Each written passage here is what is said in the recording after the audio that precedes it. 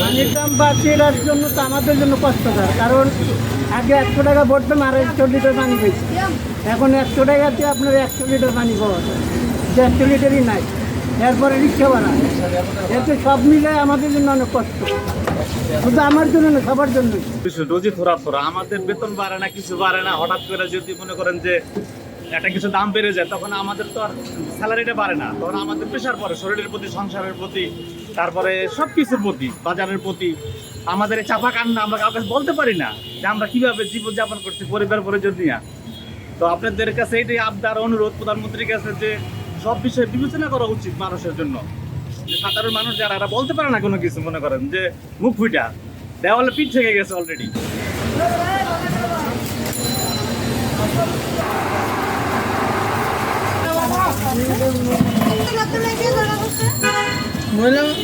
দাপা দাপ বাইরে গেল, 5 টাকা 40 পয়সা, 50 পয়সা, এরপর 70 পয়সা লিটার। কেমনে ভালো ভাই, আল্লাহ পাক ভালো জানে, আমরা তো জানি না। এতে আসলে আপনার সমস্যা কিরকম হচ্ছে? সমস্যা ভাই মোটামুটি সবাইরই হয়, কম বেশি, আমার একটা বলতে না, সবাইরই হয়। দেরি আছে, শেষ হইতে দেরি নাই। কারণ পানি আমরা যতটুকু আগে নিচ্ছি এর থেকে এখন অর্ধেক টাকা বেশি খাইটা নিতেছে। পানি কম খায় আর টাকা বেশি খায়। 70 পয়সা লিটার হয়ে গেছে, আগে তো কম ছিল এটার দামটা। হ্যাঁ, এটা আমাদের কম করা দরকার।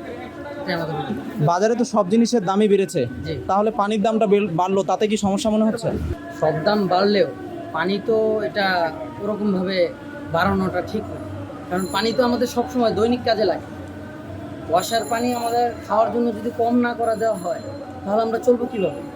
সরকারের যে হোক, এটা ওয়াসার যেটা হচ্ছে কি, এটা দ্বিগুণ করাটা আসলে অযৌক্তিক ব্যাপার। ঠিক আছে, সব কিছুর দাম বাড়ছে, এ অজুহাতে পানির দামও বাড়বে তেমন একটা কোনো কথা না। ঠিক আছে, হচ্ছে কি এটা ঠিক আছে, কিছুটা বাড়ানো যেতে পারে, 10 পয়সা করে বাড়ানো যেতে পারে, বাট এটা ডাবল খরচ তো এখানে কোনো এই না। যে বিদ্যুতের বিল হিসেব করি তো এখানে তেমন কষ্টের কোনো এই খরচ হচ্ছে না। ঠিক আছে, তো সব কিছু মিলে ঢাকা ওয়াসার এটা হচ্ছে, এটা বিদ্যুৎ বিল অযৌক্তিক, এটা এত ডাবল বাড়ানোটা। ঠিক আছে, আমার মানে এটা মানুষের প্রয়োজনীয়, মানে সকল কাজে ব্যবহৃত একটা প্রয়োজনীয় একটা, ঠিক আছে, বলা যেতে পারে।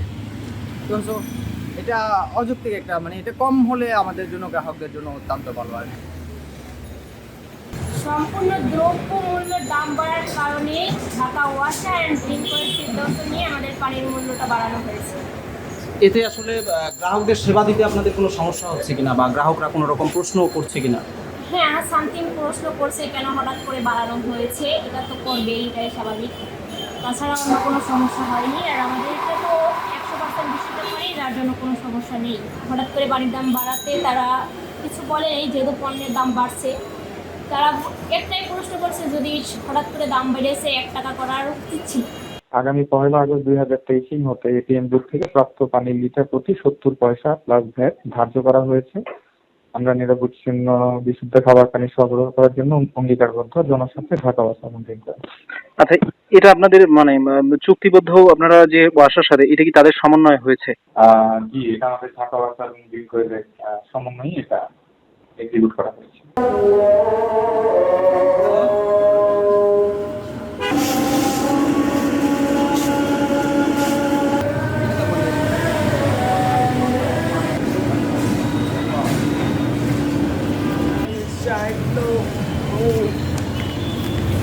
সংবাদ, ফিচার ও অনুষ্ঠানের জন্য ভিজিট করুন সংবাদ প্রকাশের ওয়েবসাইট এবং যুক্ত থাকুন ফেসবুক পেজ ও ইউটিউব চ্যানেলের সঙ্গে।